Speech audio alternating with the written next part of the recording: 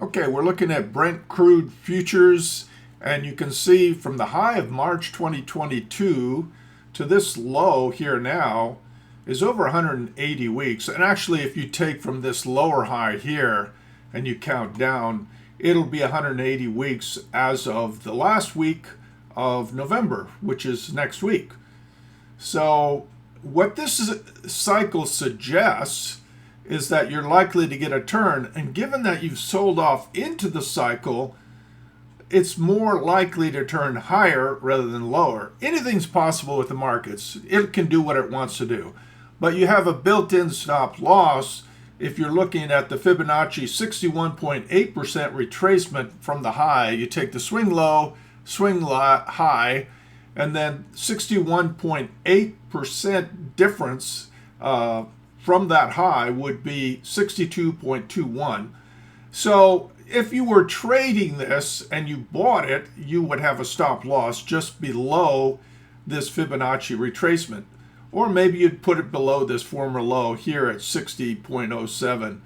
The point is you're going to want a stop loss. No matter what kind of trading you do, you always trade with a stop loss. You're going to get chopped in and out, but hey, you don't want the thing to just totally fall apart on you.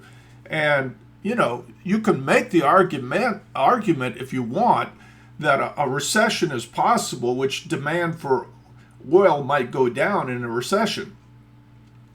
I think it's going to go up. I have some ideas about it, but basically I'm going to let the market tell me what it wants to do. If it starts to rally the last week of November, and then, if you were trading this, you would get long. And then if it closes above 76.49, call it 76.50, the 50% retracement of swing, then you would add to your long position and target a move to 90.77 or maybe higher. So these arrows indicate what I think may happen over the course of time. But the reality is the market is always right, and plenty of times I get it wrong. But the basic concept I want to get across here is if a market has been selling off for, over 180 weeks, and suddenly it comes up on this cycle, and, it's finding support on a Fibonacci retracement, then you probably think, hey, time and price would indicate it'll turn higher. That's all we're really saying. We're not saying that we have a crystal ball. We're just saying that the probability is that it's going to turn higher. The market can do whatever it wants. This is not trading advice. I'm just giving you a Gann tutorial with a little bit of Fibonacci, telling you that time and price, when they come together, you're likely to get a turn.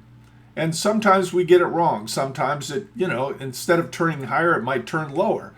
But you always know where to cut your loss, because you should have a stop loss at some place, whether it's at 62.21 or whether it's just below this former low at 60.07. You always trade with a stop loss because you're not going to get it right every time. So that said, look at all the cycles indicating a likely turn: 108-week cycle, 180-week cycle, and over here you had 104 weeks low to low, and a 52-week cycle high to low. So, hey, it seems like it's basing and getting ready to turn higher. People can argue against this. If you're a fundamentalist, you can have all kinds of views and rationalize whatever you think is possible. But from a Gann perspective, it's always about the math. Time and price, they relate to each other geometrically. And if you don't necessarily know for sure which way it's going to turn, but you watch it and you see what happens at the end of November. If it starts to rally, hey, you got to trade. Actually, you have a trade either way, because if it takes out this former low, then it's going to go down hard. But, I'm just saying from a Gann perspective, if you sell off into it, you're more likely to turn higher rather than lower. So this cycle is what we're looking at, 180 weeks, high to low. So that's what we're looking at. And, if you like this sort of analysis, and you want to see it on your stock, become a client, tell me what your stock is, I'll cover it for you.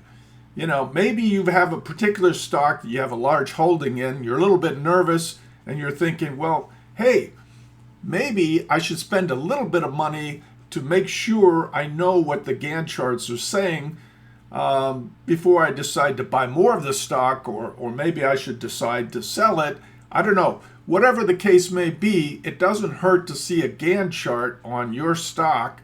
And, that's what I'm offering, Gann analysis tailored to you. So we cover stocks, bonds, forex, commodities, crypto, the whole lot.